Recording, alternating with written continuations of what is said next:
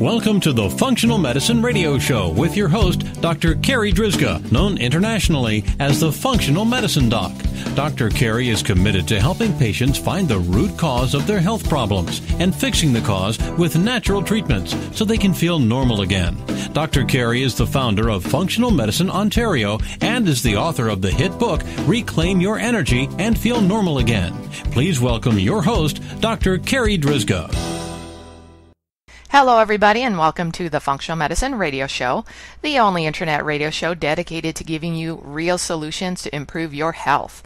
Not only are they real solutions, but they're natural solutions as well, because as you know, the one and only true wealth you have is your health. I'm your host, Dr. Carri Drzyzga, the Functional Medicine Doc, and I'm committed to helping you find the root cause of your health problem, fix the cause with natural treatments so you can feel normal again and live your life to the fullest. Just a quick bit of housekeeping before I introduce today's special guest. I'm happy to announce my first book is now in print. The title is Reclaim Your Energy and Feel Normal Again, Fixing the Root Cause of Your Fatigue with Natural Treatments. I've discovered 14 root causes of fatigue. I like to call them the fatigue factors, and in this book I explain 8 of the 14. I've had some amazing feedback on how easy it is to read and understand. It's not full of technical, doctory language like most books written by doctors are. And of course, the book also includes my own personal fatigue story, along with 4 other stories from real fatigue cases from my private practice. It's available in paperback and Kindle forms, so if you'd like a copy, you can find it on Amazon or on my website, www.drcarri.com. During the month of June is my global book launch. So if you would like a free copy of Reclaim Your Energy and Feel Normal Again, you can go to the website www.reclaimyourenergybook.com and sign up to get your free copy. You just have to pay the shipping and handling. That's it for our housekeeping, so let's get started. Today we are going to talk about detox, and I'm very excited to introduce you to Marla Feingold. Marla is a board-certified clinical nutritionist, board-certified nutrition specialist, and a licensed dietitian nutritionist. Marla specializes in helping patients make diet and lifestyle changes to improve their health and vitality, inflammatory conditions, high blood pressure, diabetes, digestive problems, fibromyalgia, food sensitivities, metabolic syndrome, and fatigue. She works at Whole Health Chicago Center for Integrative Medicine, and her website is fitmydetox.com. Marla, thank you so much for being my special guest today on this episode of the Functional Medicine Radio Show. Well, thank you, Dr. Carri, for having me. It's such an honor, and I appreciate talking with you today. Marla, it's so nice to hear your voice because as a born and raised Chicagoan myself, and now, of course, I'm living in Canada, it's so nice to hear the accent of somebody that lives in Chicago. Chicago. Oh, hockey and sausage and yeah, hey there.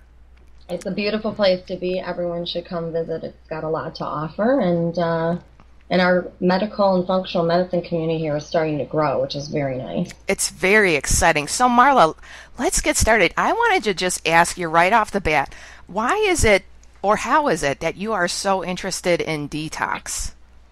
Well, since our bodies have a huge burden of chemicals and stress and foods that we eat every day, this is something that nobody can really escape from. So every person that's eating, sleeping, breathing, and living in any environment or climate, your body has to do this every day, all the time. And if we think about how much work the body takes and how much help it needs, it's very interesting to see that, we all have to detoxify something. So it's a good area to want to make sure that you're supporting in your body in order to stay healthy. Did you have any health challenges that you found detox really helped you regain your health? Well, I had a lot of fatigue issues many years ago, and that was years and years ago, it seems now, being an undergrad and working a lot and going to school and trying to stay away from the typical college diet, but it ran me down a lot. And when I was learning my undergrad, I was also a chef, learning about food gave me a huge insight to see what I put in my body is really going to affect how I feel, and it's going to affect literally how my body's functions are working as well. That makes me kind of reminisce about when I was back in chiropractic school. That's 19 years ago now. And oh my gosh, I can't even believe how I was eating. It was just terrible. And then when I went back and got my second degree as a naturopath, I ate so much better, but still you're just so busy that you don't really have enough time to really dedicate to eating healthy. I mean, that's just how it is. And so, okay, let's get into today's topic. So I wanted to have you on the show because you specialize in having personalized detox programs so that people can optimize their health. So I know that pretty much every listener that's tuning in right now kind of has a basic understanding of detox. And I guess like they know that detox is good and that they should do it. But can you kind of delve deeper into like what exactly is detox? I mean, it's an important thing to know. The detoxification process is really your body's way of breaking down toxic or chemical substances, and that again can be in food and water and air and things that are topical medications. It's your body's way of breaking them down so you can get rid of them and not damage your cellular health from them. And we get rid of them through a few phases, and we get them in from a few phases. Like I said, we get them in from ingesting them in food. We get toxicants and toxins from the air that we breathe, and from things that touch our skin and our dermal layer. But the body can also generate toxins itself. So one area that I love to talk about and focus is stress. Being in Chicago, everybody is usually in fifth gear. It's a very high, busy, stressful place to be.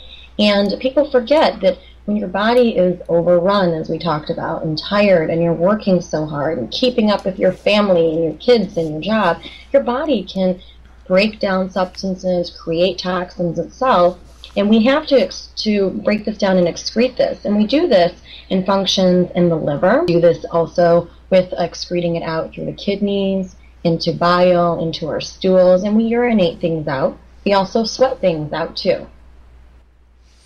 And so can you talk a little bit about the gut? I know that's really become I know it's an important topic, gut health, but it really seems like in the last 4 to 6 months that it's really come to the surface. Like so many people are talking about leaky gut syndrome and how important it is to have strong digestive health for your overall health. So can you talk a little bit about that? Absolutely. There's a few things that happen in the gut when it comes down to our breakdown of food and our breakdown of chemicals.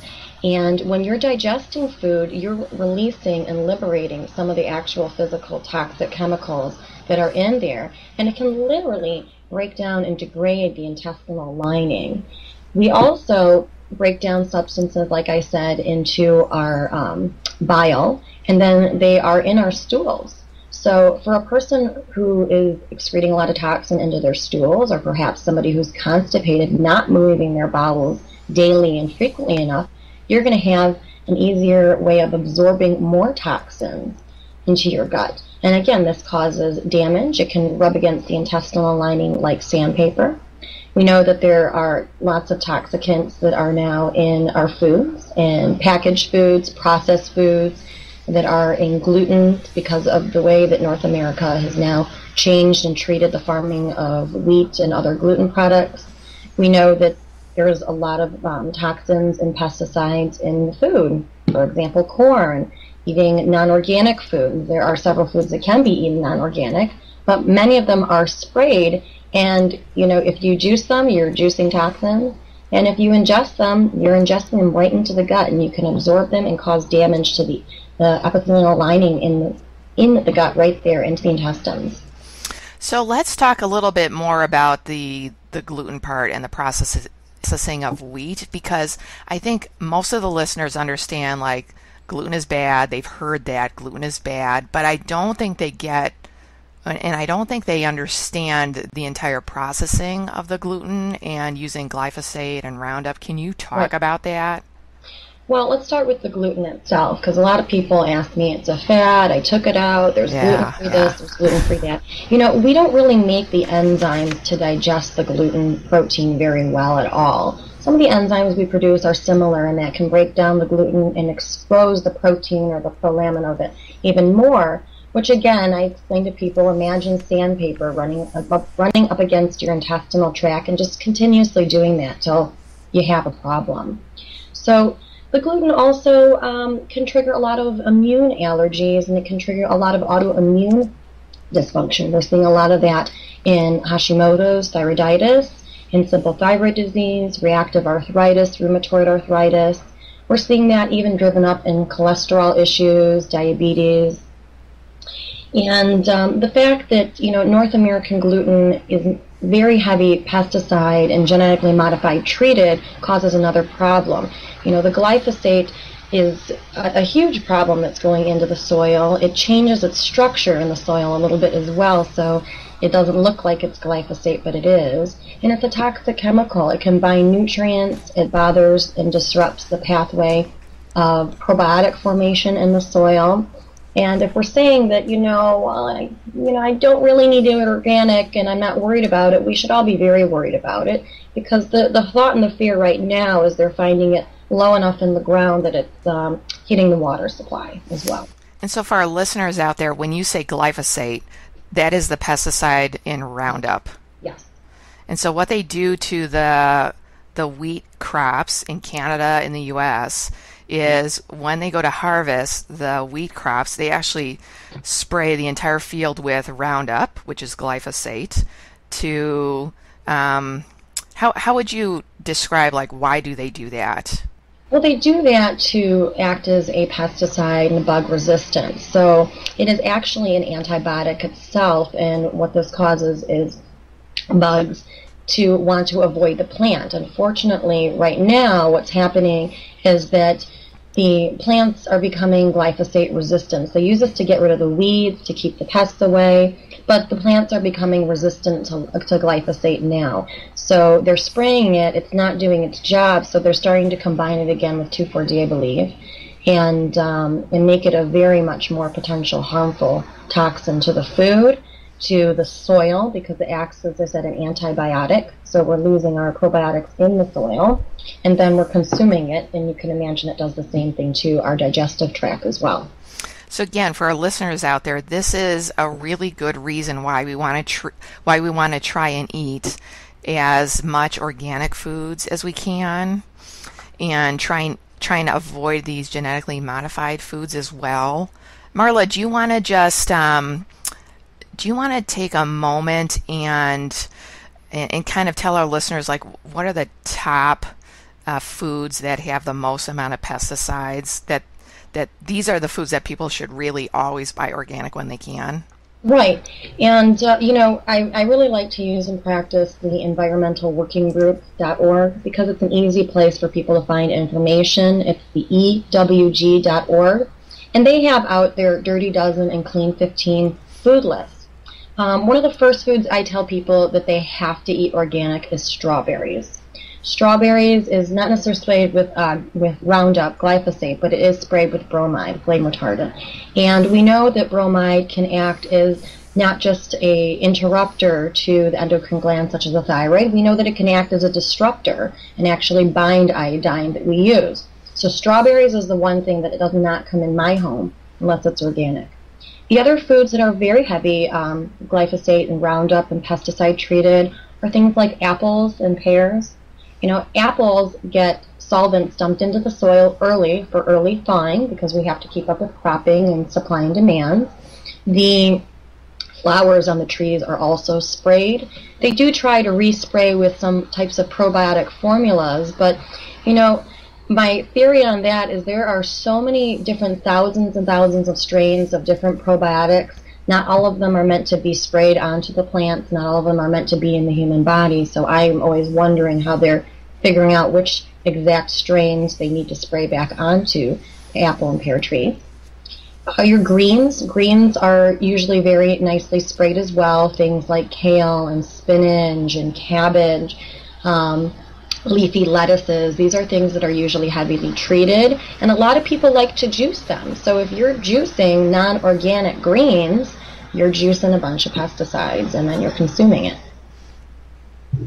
I'm trying to think. I also, I discourage corn on almost every single program that I work with, just because you can buy organic corn. It does not mean that it's non-GMO corn, and there is organic non-GMO corn available, but because of the reactions it does cause to the gut, and it can lead to more leaky gut syndrome, kind of like that sandpaper reaction, I very commonly discourage corn, as well as it generates inflammation because of its omega-6s. It's high glycemic. It can raise your blood sugar, which is also an inflammatory trigger, and food sensitivity trigger as well. So just a few of the foods that I really tell people, think about what you're buying and how you buy it. And there are other foods that you don't necessarily have to buy organic according to the EWG. There's things like mangoes and sweet potatoes that you can buy that are non-organic. So I encourage everybody to look for the Dirty Dozen and Clean 15 food lists. So for our listeners out there, I'll make sure to put the link in the podcast notes to those lists. So again, that's from the Environmental Working Group. They are a nonprofit organization. They're totally independent. They have such great information on pesticides in foods. They have information on all of the chemicals that are in your cleaning products, your sunscreen. They have that sunscreen database, like try to get healthy sunscreens, all the chemicals like in makeup and shampoo and body lotions, all that kind of stuff. It's a great resource to use, so I'll make sure that that's in the podcast notes. Okay, so we talked a little bit about what detox is, and so let's kind of shift gears now, Marla, and talk about are there any specific signs and symptoms that you see in your practice that we need to detox this patient ASAP? Well, there are many common symptoms that are underlying that people feel every day, and they don't realize that their body is sluggish at detoxification. So it's simple things anywhere from migraines or headaches to seasonal allergies, fibromyalgia, body and muscle pain and joint aches, chemical sensitivities. If you walk into a perfume store, if you walk into your office and you can really smell that person's perfume and it bothers you, you have more chemical sensitivity. Chronic fatigue, waking up feeling tired, crashing in the afternoon. These can also be adrenal related, but the body can also be poor at detoxification. All sorts of digestive conditions, anywhere from Crohn's and colitis to constipation, irritable bowel syndrome, irritable bowel disease. Because remember, these toxins are coming into your system, you're ingesting them, they're working their way through your esophagus, into your stomach, and then into your small and large intestines. Menstruation disorders, perimenopause and severity. Just treated a wonderful woman with detoxification this week, and she said it took about until day 5, but she's never felt better, and her menopausal symptoms are now gone. With children, you can watch for things such as behavioral differences, concentration and focus issues, anger and irritability, poor quality of sleep. So I personally, we live in a toxic city. We're one of the most toxic cities in the country, unfortunately. And I give my children antioxidants every day.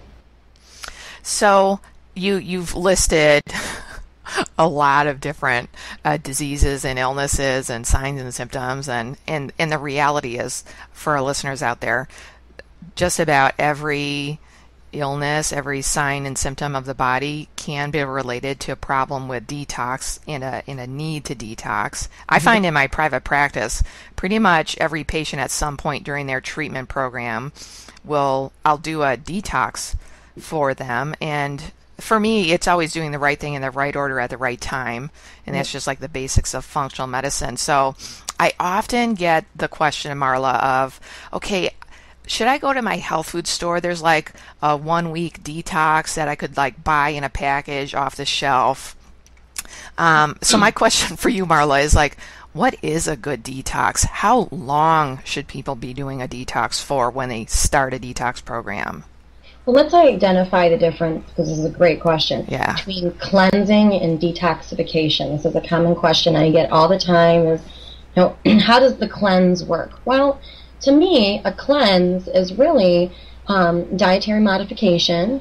You remove all of the harmful and polluting and non-organic and hard to digest food. And some people do diuretics during this and juicing during this. That to me is a cleanse. Detoxification to me is literally the biochemical processes that's happening in your body that allow your body to take toxic substances, medications, and foods, as we discussed, and fat-soluble substances like hormones and toxic vitamins. Your body actually biochemically will break them down and make them very water-soluble, and this is the way that we're able to excrete them. So this is actually a detoxification, is a biochemical process that's going to happen in your body, primarily in the liver and the kidneys. So I try and let people know that when you go to your local store and you see a juicing cleanse or a cleanse, that's really great. It's going to help you. You will probably feel better because you're not putting all this harmful and insulting food that makes you feel bad into your system. But your liver and kidneys still need the vitamin, minerals, and nutritional support in order to make this process work. And so as you're talking about detox and the biochemical pathways, that if you can kind of picture in your head, if you've ever been to Disney World or Disneyland, there's like all of these different lanes to go through to just try and get into the park. Or if you've ever gone across the border, I go across the border a lot because I'm always flying back and forth from Canada to Chicago to visit my family. So there's always these different lanes to go through.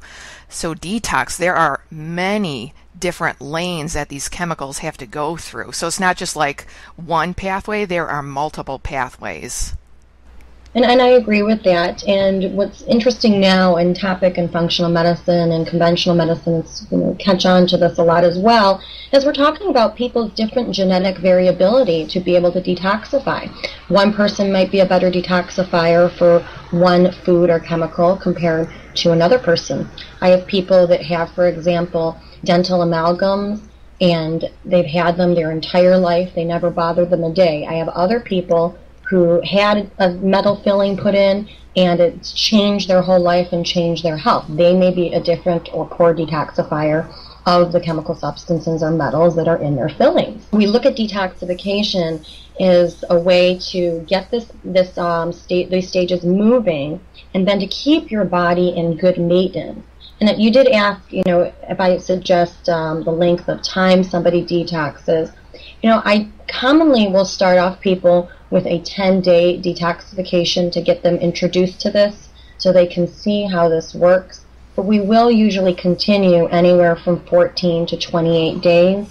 I really push people to try and challenge themselves after the 10 days to see, can I keep eating this way? And can I figure out, with proper nutritional or medical supervision, can I figure out the proper nutrients to keep my body cleaning out stuff that I'm exposed to? So my next question for you, Marla, is that a lot of times people think that when they do a detox, they're going to feel bad, that it's actually a good sign that they feel bad while they're going through a detox, like they feel really tired, they feel really headachy, like they're coming down with a flu, aches and pains. Is that normal, Marla? It can be normal, and the interesting thing about it is that sometimes toxins like to hit you one more time on the way out. So I love to educate people and explain to them why sometimes this is happening. Water makes a huge difference. Let's just start by saying that. But when you're breaking down these substances, remember we said that you're going to break them down, you're going to urinate them out, you're going to excrete them out in your stools. And a lot of times what happens is there can be some reabsorption of some of the toxins or harmful substances.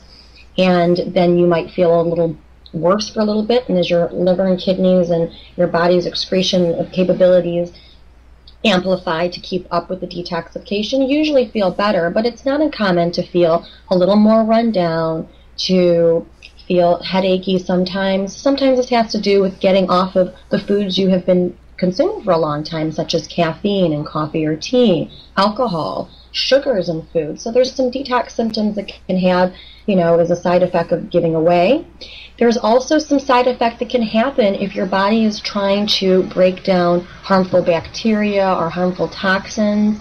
It can be a little bit of what we call a die-off effect, and people can feel a little bit worse. I do my best to try and give people the right nutritional support so that they don't feel this way. But the easiest non-prescriptive thing to do is make sure that you are consuming plenty of water. And I'm gonna add to that to make sure that you're also pooping every day. Mm-hmm. So if your bowels are not moving every day, that is not normal. Mm-hmm. Okay, so we're starting to run low on time here. So my next question for you, Marla, and this might be the hardest one to answer. Go for it. And it's one that I get asked all the time when I'm being interviewed. It's like, what is the one thing that people could do? What is the one thing? Or can you give like 3 simple tips? Because I think is there simple things that we can be doing every day to just help our body every day detox a little bit better? Yes, we can decrease the insulting burden that we give our bodies, and that would be things in your household cleaning products, your personal hygiene products, such as your shampoos, lotions, makeups, moisturizers. I discourage the use of dryer sheets.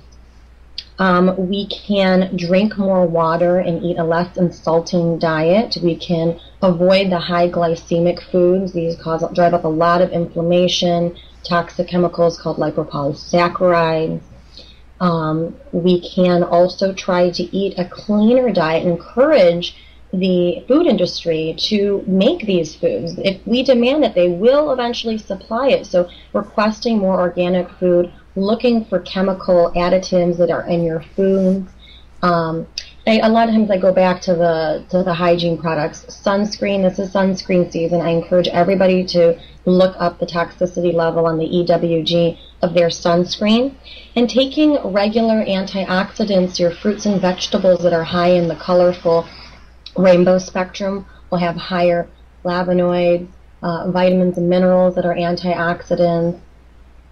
And you can, seek help from a good clinical nutritionist, a good functional medicine doctor to find a regular antioxidant regimen, especially if you live in a city area that has high either industrial, car exhaust, congestion from these things. I mean, you're breathing in over 6,000 to 12,000 toxic chemicals a day. You need to have a regular antioxidant regimen. And with that, I do encourage people to at least do a 10-day detoxification program of sorts 3 times to 4 times a year as the seasons change. So it sounds like what you're saying, Marla, is that pretty much across the board, most people that live in a city should be taking like their multivitamin, their probiotic, their fish oil, and some kind of a really great antioxidant to help support their detox pathways.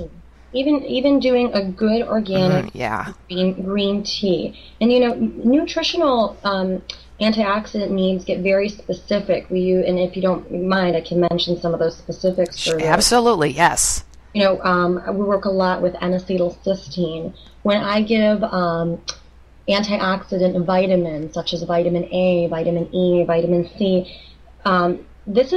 these are vitamins that have to be given in balance. They recycle each other. So if you're taking a high dose of a vitamin E, for example, without enough vitamin C or vitamin C or vitamin B, other vitamins that recycle vitamin E, you're going to be left over with a lot of toxic vitamin E. The same thing goes for vitamin C. If you take a ton of vitamin C and that's the only antioxidant you're taking, you can be left over with a lot of toxic vitamin C. So a balance does need to happen between vitamin A, the B vitamins, vitamin C, vitamin E. We use a lot of glutathione. It's easier to get now in a liposomal or an acetylated form. This is a safe form that can actually cross through the intestinal lining and get absorbed without being broken down. And glutathione is your body's master antioxidant. It is one of the most potential protectors that we have. I use a lot of green tea. We use a lot of zinc. Beneficial probiotics. Probiotics are protective. They're also anti-inflammatory. They keep your gut clean. Fantastic. So again, for the listeners, I'll make sure to have all of those nutrients listed in the podcast notes. Okay, Marla, you've given us some excellent information today. How can our listeners find out more about you? Well, I have a website. It's called fitmydetox.com, and I do personalized detoxification programs for individuals. And they can also find me at my clinic online that's in Chicago, wholehealthchicago.com. We are a functional medicine center with MDs, DOs, chiropractics, homeopathy, clinical nutrition, Chinese medicine, acupuncture, herbal medicine, and it's an extraordinary tool for people to look up. We have people that come to us from all over the country. We do have some people that have come in from Canada to us. We have amazing doctors here at Whole Health Chicago who really facilitate clinical nutrition as one of the main tools in their toolbox. It's been a pleasure and joy being able to work here.